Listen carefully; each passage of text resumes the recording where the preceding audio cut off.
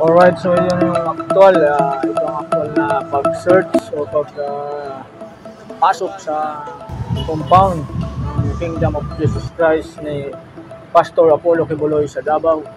Yan, may mga SAP at saka CIDG at sila po ay armado at handa sa kung anumang posibilidad na maaaring magkaroon ng kaguluhan.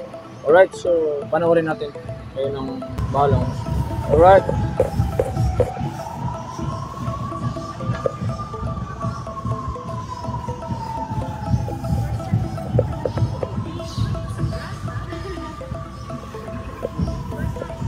So with us is Attorney Diana Tolentino Fuentes, ang legal counsel ng KOJC.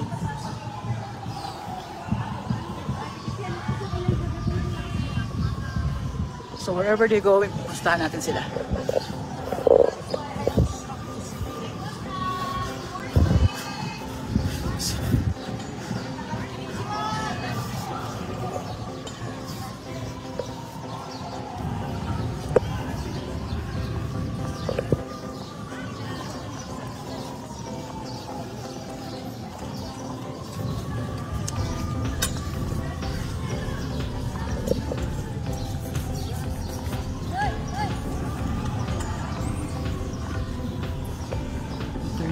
Diana is with us.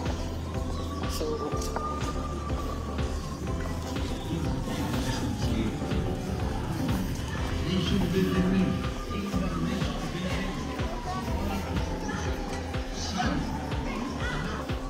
may mapagkain. Kaya nga eh.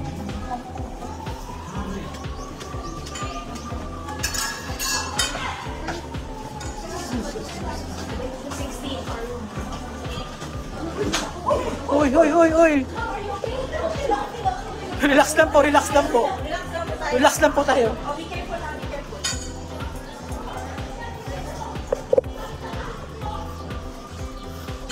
Okay na lang mga door. Palihog sa mga door.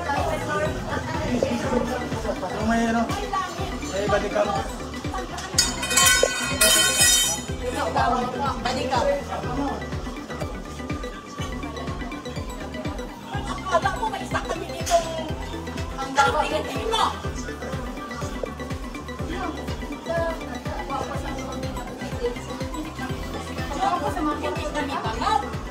Hindi kami ng masakay ng tao.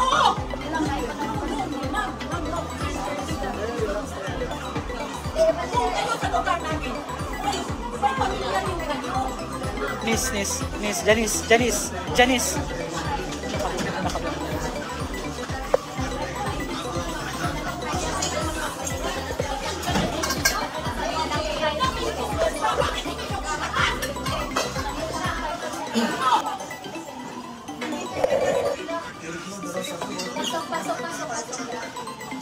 Pasok ka, Nis, pasok ka, Nis.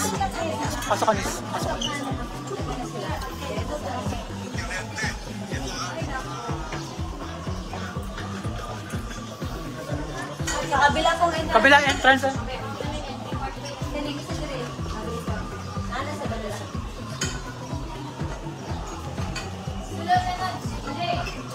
Nis, pasok ka, Nis. Sige po.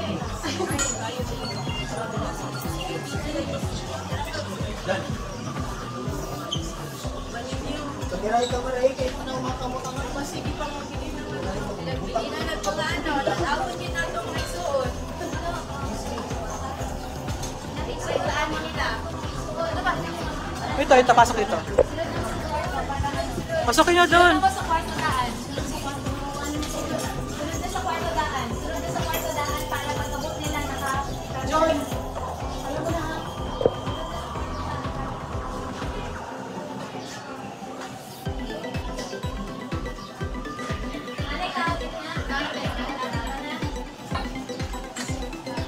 So, situation here sa Bible School building. Nag-search sila sa mga rooms.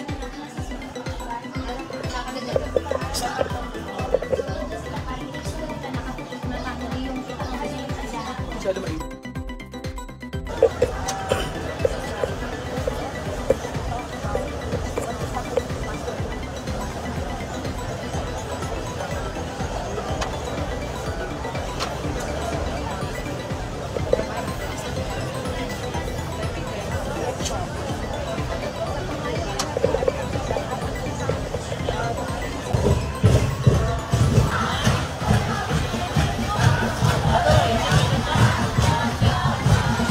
Hingi ako isa tubig, Pi.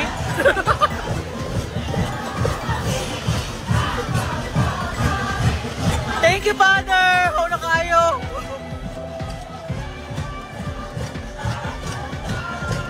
Salamat sa ama na iniabot tubig.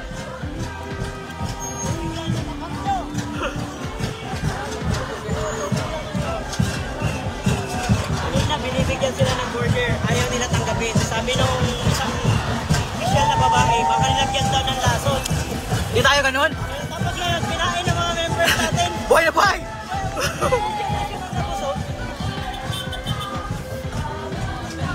Salamat sa ama na tubig.